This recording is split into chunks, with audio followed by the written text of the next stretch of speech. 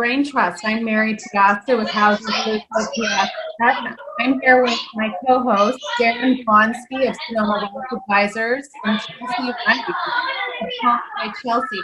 We are delighted to have Mary Daren here from Sonoma Gymnastics Academy to talk about all things that you've been up to with this recent situation and change in business. You are an incredible example of pivoting for these times. So Mary, thank you for being here. And how are you doing? How's business? Oh, thanks for having me, Brain Trust. I'm so happy to be on and happy to share how we've been pivoting. We're currently doing all right.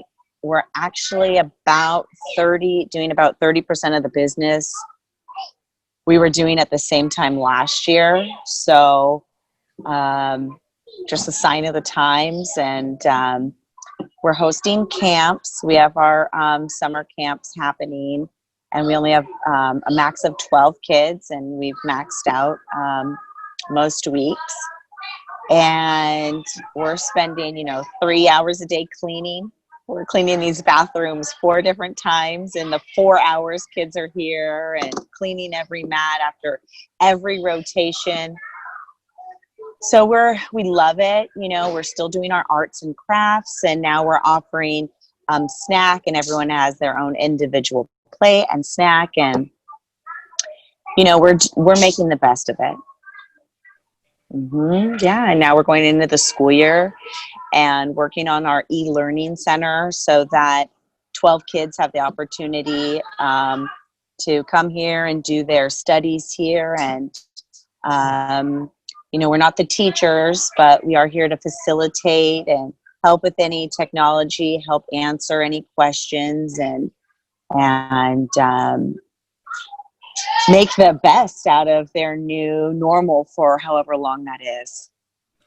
You're like the school that's not a school, right? So we closed all our schools down so people could open e-learning centers and send all the kids to school too, because other people have to work, right? Is that how that works? That's so true. Yes. Yeah, it's been really hard, as you see. I was just looking at statistics yesterday of how many moms are just having a really hard time trying to balance working from home, taking care of the kids, facilitating their studies. So we just want to take a little bit of the burden off of your guys' shoulders, the parents' shoulders, especially the mom's shoulders. Moms do so much, and we want to support them. Well, it's incredibly hard to be a parent and a teacher at the same time, right? Because as the old saying goes, a prophet is without honor in their own land, and kids don't care what mama has to say about teaching. It's hard because they're not used to it. They were sending the kids to school, and that's what they're used to. They're used to that environment. And now here's a whole new environment, and it's always an adjustment. Well, and how are the kids? Like, are you finding that they're happy to be in another environment, or, are you seeing any differences? That's a great question. The kids are loving it. First of all, they are loving it. The parents are so happy that we are able to have a safe and healthy place for their kids to come. As far as mental health of students, we haven't seen any effects necessarily yet in our environment of the social distancing that we've had to do. And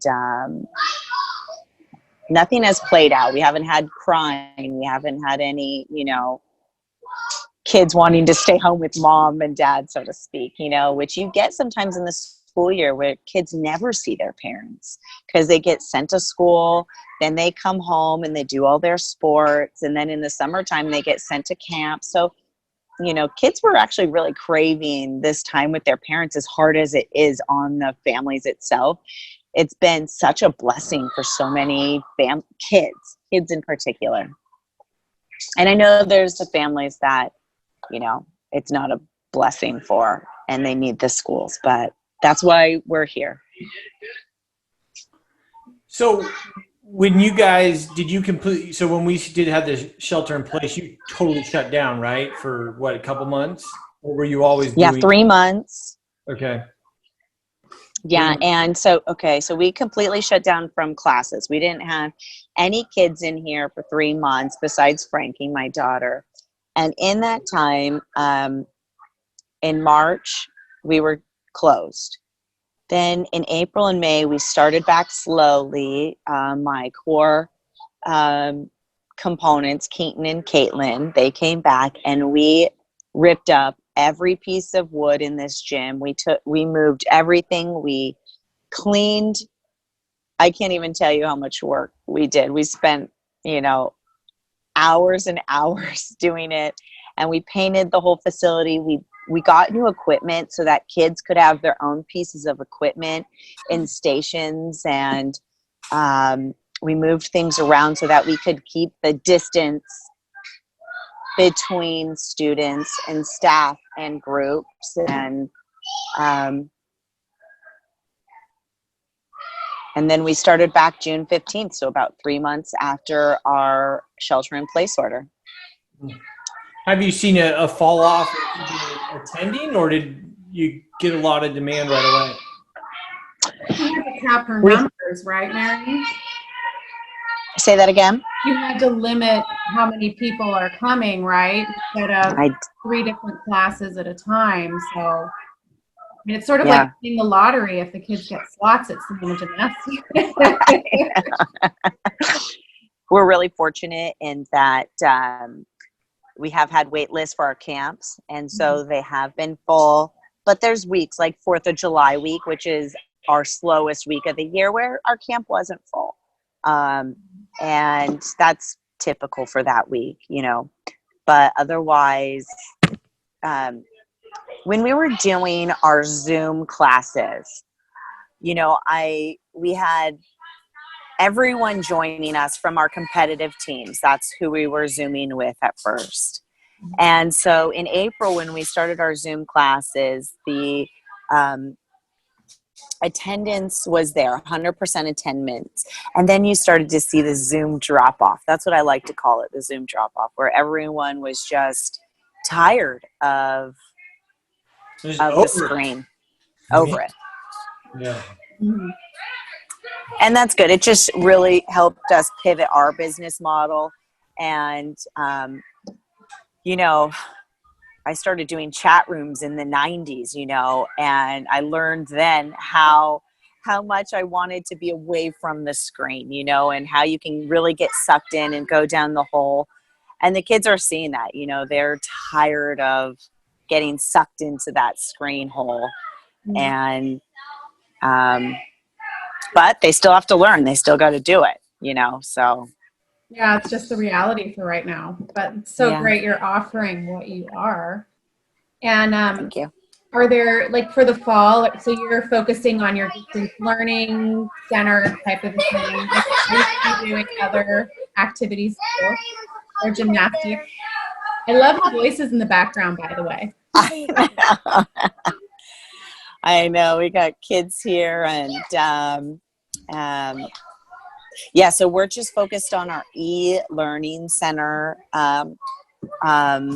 ed center, whatever you want to call it, and setting that up. So we have high-speed internet for everyone, and we have everyone has their own desks, and not trifolds, but how we used to have during tests, you'd have to put up those barriers. So getting those, and it's hard because figuring out every kid's schedule. We'll have kids from 5 or 6 different schools attending our center, and so they'll each have their own different class schedule and lessons they'll have to do. So facilitating that is going to be quite the adventure that we're looking forward to, but we're happy to do it. To do it. Are all those 12 kids, is that all booked up? And what do they just pay like a monthly subscription to the center? How does that work? Yeah, great question. So We have a wait list for the class because we haven't put it online yet. It will be online this Friday, the 31st, I believe, of July. Is there a time? Like, you know what? It will probably be up Thursday evening, and so you can start then by Thursday by 2:00. And it's going to be week by week. We've been looking at programs across the country. And for us, we think that week by week are what parents are going to want. And we haven't finalized the weekly cost, but it's actually going to be a little bit less than our day camp cost because we're not going to be providing snacks. And but we will be providing instruction, you know, for PE instruction and physical education. We'll have outdoor time, but so I don't want to say the cost yet because it's not 100% secure, but weekly basis, we have already our wait list of people. You can call or email us to get on that list and be first. All 12 spaces are not filled up yet. But you can go to SonomaGymnasticsAcademy.com to find out more information or give us a call at 707-343-1402. excellent. Mary, Mary, can you tell us a little bit about like what the classes are? When I think of gymnastics, I think of like tumbling and cartwheels and the e-learning. I've never even thought of that. So what do these classes consist of? What can you get when you go to the classes? What are the kids doing? That's a good question. This is not a class, a gymnastics class. This is a facilitating, it's not daycare. It's a place where you can send your kids, know that they're safe and that they'll get their studies done. Will be on them. So they'll come with their Chromebooks and their lunch and their schedule of classes, so to speak. And they'll be set up in our lobby and around the gym on their own table. And they will just plug in to their school system, to Blackboard, and they'll start going. So this isn't a gymnastics class. It's just a place where parents know that they're going to be able to have people, knowledgeable, college educated people that will be able to not tutor their kids, but facilitate the learning. We're like a learning and facilitated learning environment. Okay. Does that make sense? Yeah, that makes, I was kind of confused. So you really cleared it up. I was like, how are we like tumbling and cartwheeling around when we have like desks? What are we doing? And that cleared it up. Yeah. Thank you. But I think it's a great example, Mary, of how you've taken your business model, traditional gymnastics, and training of athletes, right? And here you are like adapting to the needs. So here you are, Thanks, Mary. like principal. I mean, it's fantastic. So do you have like advice for other businesses that are kind of in the situation you are and they're looking at the future? You know, my advice is to go with your gut, you know, and develop the programs. Whatever you're thinking, put it down on paper. Start writing it down. Start researching what people across the country and in your area are doing, and pull your parents. We've definitely surveyed our parents. We've spoken to our clients. We know what they want. We know how to help them. And resurrecting my substitute teaching credential is something, you know, one of those things. So, you know, just listening, you know, having your ear to the ground. And like I said, putting the pen to paper, because you may be thinking all these things, but unless you see it and you have that new business plan written out, you don't know if it's feasible. You know, is the ROI even worth it? Right. Yeah, I mean, I've spent a good investment on redesigning this place. And yes, we had PPP monies, gratefully and thankfully to help in that. But I also use some of the savings to buy new equipment and create this new world that we're living in and working in. It'd be interesting if we get a vaccine or a really strong therapeutic, so it's less of a risk. If all these changes stick in our businesses, right? Or will we mold back and say, yeah, we don't need this thing? Now that we're so accustomed to wiping mats down 30 times a day with Clorox bleach, are we ever going to be like, yeah, don't worry about those viruses anymore. We're not concerned, you know? I don't know. That's a good question. I don't know.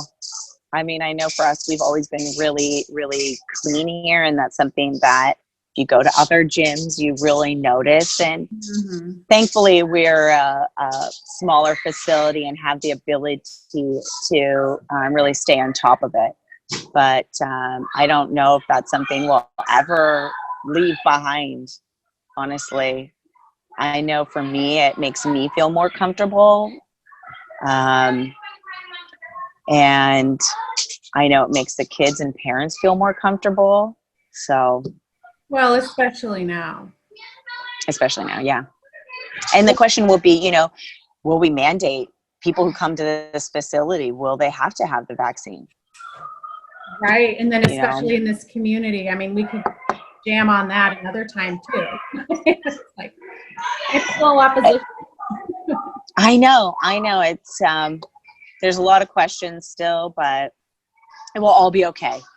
Yeah, I know. Do you have any, Mary, steps that parents have to take or kids have to take before their kids can come to the center? Like, do they have to have temperature taken or fill out a form or anything saying anybody around them's been sick? I know in real estate, before I go into the house, I have to fill out a name. My buyers haven't been around anyone that's been sick. Are you guys having to do that, or are you guys doing that? Or signs up? Yeah, we have new legalese, so to speak, that all of our clients will have to sign, and it's part of our agreement. And outside, if you go to our website, SonomaGymnasticsAcademy.com, you can see a video of what our entrance and exit procedures are. And before anyone comes through the doors, they have to have their temperature taken, and you have to have a mask before your temperature is taken. And so, you know, we don't have them sign a form every single day, but it's, you know, before they come, they acknowledge that, hey, they have parent responsibility, athlete responsibility, and we here have our own responsibilities. Before any of us even started back with the kids, we all got COVID tested to ensure, you know, our safety, and we would have gotten it again. We've tried 2 different times at the Sonoma drive-up site to just do it easily, but obviously now we have to get, you know, an appointment to go do it. So that's something that we're all going to be doing again going into the school year. That's great, Mary. You've really been at the forefront of this. And I want to wrap it up by saying thank you for pioneering this and giving us your time today. It's so wonderful to have such a local treasure on our little YouTube channel. And so that's it, people. Like and subscribe our channel and make sure to check back. All right, you guys. Thanks for having Mary. me on today. Appreciate you coming on. Take care. Okay, guys. See you later.